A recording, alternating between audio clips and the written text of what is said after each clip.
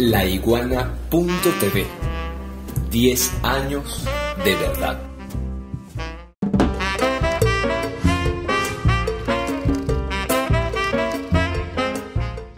Y te quiero tirar la pregunta. Previamente te hago dos comentarios que me hacen llegar acá desde el vivo de Charlas de Filosofía, que repito, para los que se están sumando, está saliendo también en vivo por el canal de Laiguana TV.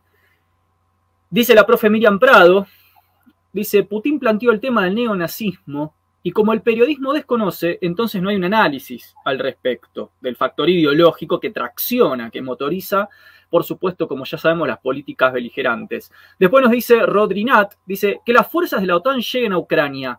¿No es una consecuencia del sentimiento antirruso? Bueno, eso lo acabamos un poco de explayar, pero me parecía interesante porque esta detección fundamental del componente ideológico, y que seamos claros en que siempre hay una narrativa, es decir, una narratividad, una interpretación que es la que termina legitimando una acción bélica y política concreta. Queremos decir que ninguna acción política en general y bélica en particular es ex nihilo o causa sui. Siempre necesita una narrativa, es decir, una interpretación que termine no legalizándola, sino legitimándola. Por eso en filosofía política es fundamental distinguir entre legalidad y legitimidad. Que algo sea legal no significa que sea legítimo y viceversa. Entonces me parecía interesante esto que estabas marcando, y ahora sí quería una pastillita más, aprovechando que hoy estás afiladísimo, mi querido Miguel, afiladísimo.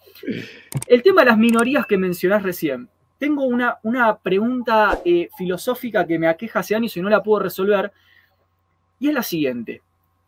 Cuando hablamos de imperio o de imperialismo, o de las 5 o 6 potencias que dentro de un esquema imperial administran este mundo, ¿pensás que hay una yuxtaposición excluyente entre la visión imperial de la vida y, por otro lado, las democracias inclusivas, participativas y plurales? ¿O se puede ser un imperio y al mismo tiempo ser plural, participativo y democrático? Mi pregunta, no sé si se entiende, es medio chicanera. No, se entiende muy bien, se entiende muy bien. ¿Hay un costo a pagar democrático por ser imperio? Esa es mi pregunta.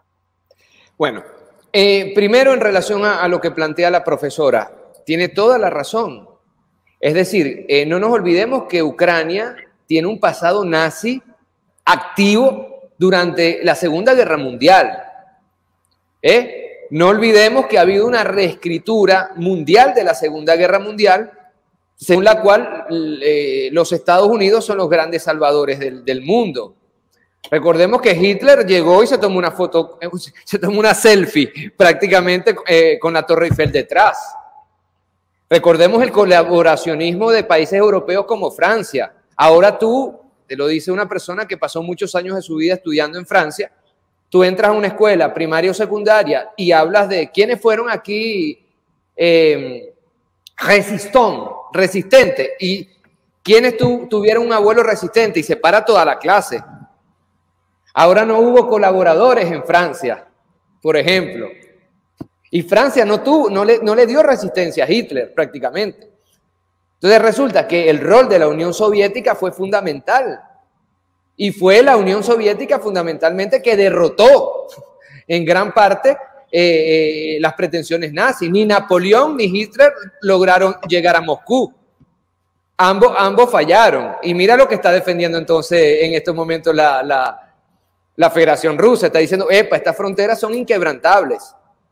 Entonces, se quiere blanquear, en el sentido más irónico de la palabra, la tradición nazi, y que ha llevado a una actualidad neonazi en Ucrania. Y han, derribado estatuas de los tiempos de la Unión Soviética, derribado estatuas de héroes de guerra contra los nazis por haber hecho parte de la Unión Soviética.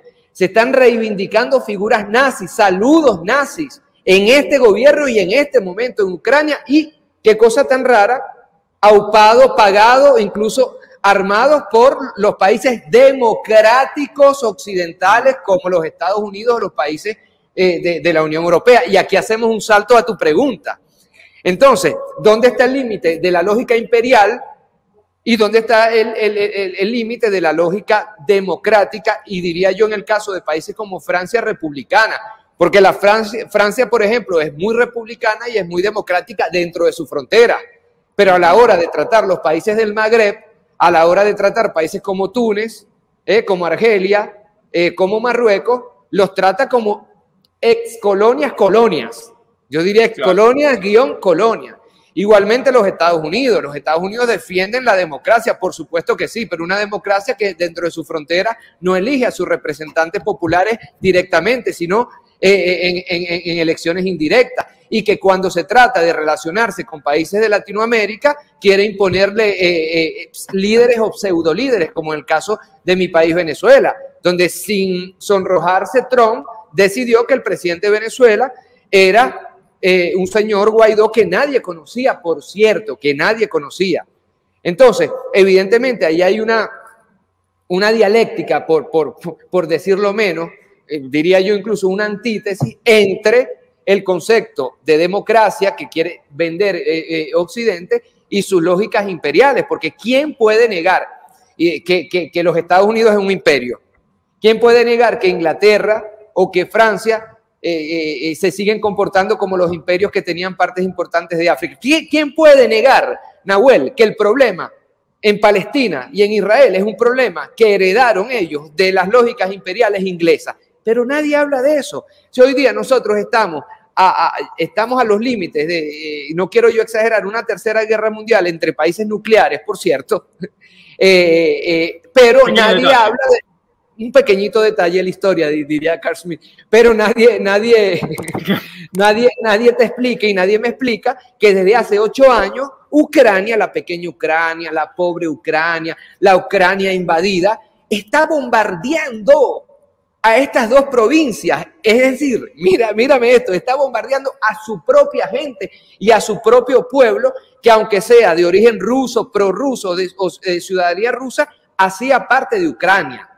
Entonces, ¿cuál es el límite de los imperios y de la democracia? Porque estos límites y estas definiciones filosófico-políticas son determinantes para acabar con una grandísima hipocresía, según la cual países democráticos tienen luz verde para comportarse como imperios.